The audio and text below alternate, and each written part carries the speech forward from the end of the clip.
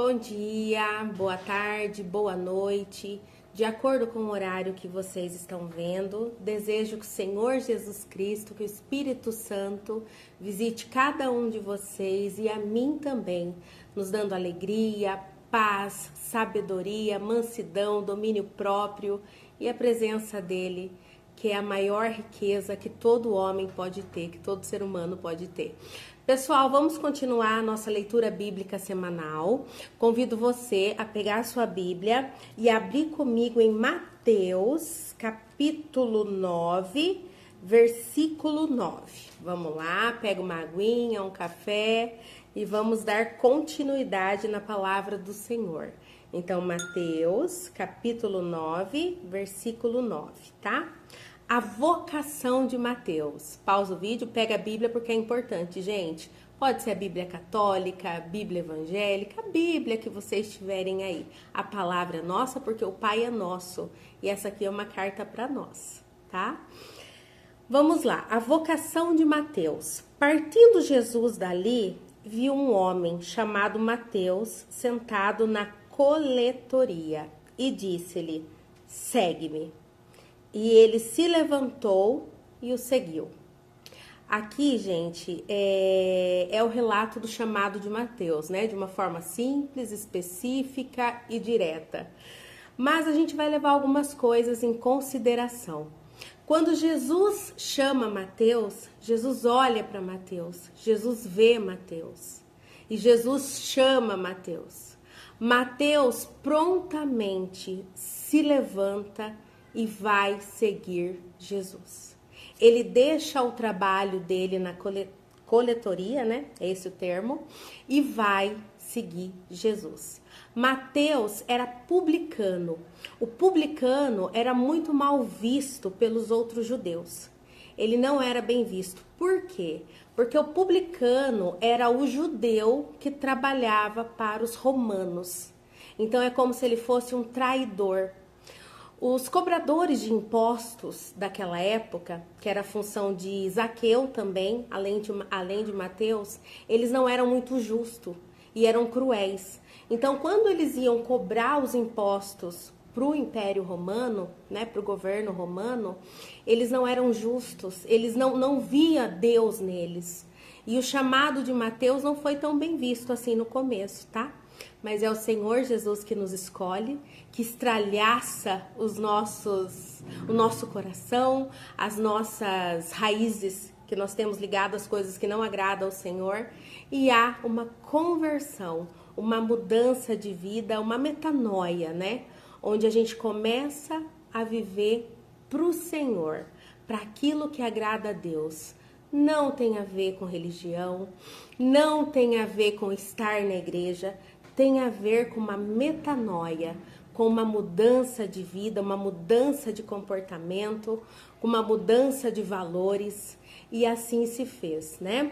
Mateus não era bem visto entre os outros, ele não era uma pessoa que poderia viver sem a guarda romana, porque as pessoas realmente ele corria risco pelo trabalho que ele exercia e pela injustiça que significava ele e a profissão dele, né? De roubar, de passar os outros para trás. Mas quando Jesus nos chama, estralhaça tudo, né? E a gente se arrepende daquilo que a gente fazia, que não agrada ao Senhor, e nós começamos a viver, a caminhar na direção de Cristo e na direção daquilo que Ele tem para nós. E assim foi o chamado de Mateus, onde ele deixou tudo e foi seguir Jesus. Acredito que foi naquele momento um refrigério para ele, né? Mas ele deixou bens ilícitos, né? Que ele havia ganhado ali. Ele deixou a guarda, porque ele, querendo ou não, a guarda romana guardava ele de algum mal. E foi se entregar a ser um dos discípulos de Cristo. E escreveu, né? O livro de Mateus, o qual nós estamos lendo aqui hoje. E aí o que o Senhor usou dele, né? Todo o desempenho da escrita, do manuscrito, e assim Mateus foi usado. E deixou tudo que era impuro, tudo que não era legal, para seguir o Senhor Jesus. E o convite dele hoje para mim e para você é para a gente deixar aquilo que não agrada ao Senhor. E aquilo que o Senhor já falou ao nosso coração e à nossa mente, né? Suelen, sei lá, os nomes aí, Sebastiana, Vicente, Lucinda. Deixa isso que já não combina mais com você e vem para o chamado do que eu tenho para você. Então é assim que o Senhor nos chama, da mesma forma que chamou Mateus. Não porque Mateus era merecedor, mas porque Jesus o viu. E hoje Jesus te vê, me vê e nos convida a essa metanoia, a essa mudança de mente, de visão e de comportamento. Vamos andar no caminho que agrada o Senhor. A gente está a caminho de casa. Aqui é o caminho. As nossas escolhas hoje ecoarão para a eternidade. Aonde nós vamos passar a eternidade? Vamos escolher Cristo e caminhar firmemente na direção que Ele tem para nós. Vamos continuar? Continuando, Jesus come com pecadores. E sucedeu que, estando ele em casa, à mesa, muitos publicanos e pecadores vieram e tomaram lugar com Jesus e seus discípulos. Ora, aqui, gente, e sucedeu que Jesus estava em casa à mesa. Muitos publicanos e pecadores vieram e tomaram lugares com Jesus e seus discípulos. Essa palavra nos fala o quê? Que futuramente, né, na mesa preparada, na eternidade, muitos que hoje às vezes é tão julgado pelos homens estarão assentados com Cristo. Por quê? Porque escolheram ouvir essa palavra aqui e escolheram andar firmemente na direção de Cristo. Se arrependeram dos seus maus caminhos e hoje estão, né, ou daqui a um tempo já estarão na eternidade, sentados com Cristo. E aqui o Senhor estava sentado com os publicanos, que eram um povo enxotado, né, pelos judeus, e também estava com os pecadores, comendo com eles à mesa. Ora, vendo isto, os fariseus perguntavam aos discípulos: por que come o vosso mestre com os publicanos e pecadores? Né, questionando, mas ele não é o Filho de Deus? Como ele se assenta com esse tipo de gente para comer? Julgando, né? E quantas vezes hoje a gente vê pessoas que se acham mais santa, né? Ou assim, a minha religião é a certa, a minha religião é a que salva. Ou se sente mais do que os outros. Aqui, tudo caiu no desuso. Porque Jesus mostra o quê? Que ele não veio para os perfeitos. Ele não veio para aqueles que já se acham melhores que o teu irmão, ou já acham-se dono de um terreno no céu. Ele veio para todo aquele que reconhece o seu senhorio e se coloca como filho e busca agradá-lo e se arrepende dos seus pecados. Eu não sei o que está acontecendo na tua vida, mas o teu Pai, o meu Pai, o Pai é nosso. Ele nos convida a tomar lugar na mesa com Ele. Ele nos ama.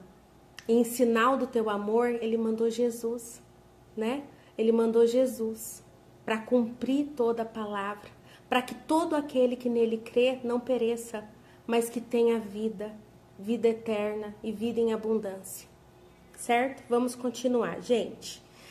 Mas Jesus, ouvindo isso, no versículo 12, tá? Jesus, ouvindo isso, disse: os sãos não precisam de médico, e sim os doentes. Ide, porém, e aprendei o que significa misericórdia. Misericórdia quero, e não holocaustos. Senhor Jesus aqui exorta: eu não quero que vocês tragam oferta, se você não tem um coração misericordioso para o teu próximo. Eu não preciso de sacrifícios.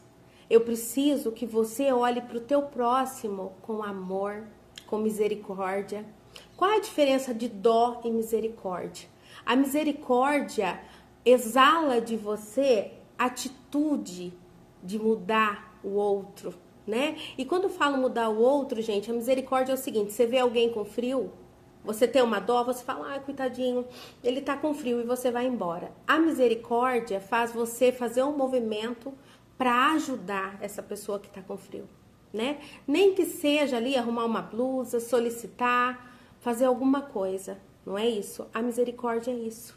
É que você caminha na direção do outro. É você se pôr no lugar do outro. Você tem empatia pela dor do outro. É essa misericórdia que Cristo nos chama a ter com o nosso próximo, tá? Ide, porém, aprendei o que significa misericórdia. Ide aprender o que significa misericórdia quero e não holocaustos. O Senhor nos convida a amar o nosso próximo, a se colocar no lugar do nosso próximo. E às vezes a única coisa que você tem para dar é uma palavra, é um abraço, mas acredita, no mundo que nós estamos vivendo hoje, isso já é de grande valia e pode mudar o dia de alguém, a decisão de alguém, tá? Continuando. Pois não vim chamar justos, e sim pecadores ao arrependimento. Cristo mais uma vez fala, eu vim para chamar os pecadores, e não aqueles que já se acham dono dos céus. E aqui o Senhor compara com o holocausto, porque as pessoas achavam, olha, sacrifiquei, né? Doei para a igreja, sacrifiquei, dei uma oferta de sacrifício, então sou o quê? Sou merecedor, né? Então sou justo. E esse tipo de justiça não agrada ao Senhor. A justiça que agrada o Senhor é um coração contrito, um coração misericordioso, que ama o teu próximo. É isso que agrada ao Senhor. Continuando, versículo 14. Vieram depois os discípulos de João e lhe perguntaram, por que jejuamos nós e os fariseus muitas vezes e teus discípulos não jejuam? Questionando, né? Questionando Jesus, porque via Jesus comendo com os discípulos, né? Via sempre ele naquele momento caminhando, sentando para comer, compartilhando a vida com os discípulos. Então eles falaram, por quê que os discípulos de João jejuavam, né? E os discípulos de Jesus não? Respondeu-lhe Jesus, podem acaso estar tristes os convidados para o casamento, enquanto o noivo está com eles? Jesus estava com eles, era momento do quê? De alegrai-vos, era momento de exultai-vos e comemorar estar com Cristo, porque estava se cumprindo a palavra, né? Dita por João. Dias virão, então, para o casamento enquanto o noivo está? Jesus é o noivo e ele estava presente, ele está presente, né? Dias virão, contudo, que lhe será tirado o noivo, e nesses dias hão de jejuar. 16. Ninguém põe remendo de pano novo em veste velha, porque o remendo tira parte da veste e fica maior a rotura. Porque o remendo novo, o tecido é diferente, né? Ele ainda está um tecido mais rígido. E o tecido mais usado é diferente, então não se adapta, não dá a liga, não tem como. Versículo 17. Nem se põe vinho novo em odres velhos. Do contrário, rompem-se os odres e derrama-se o vinho, e os odres se perdem.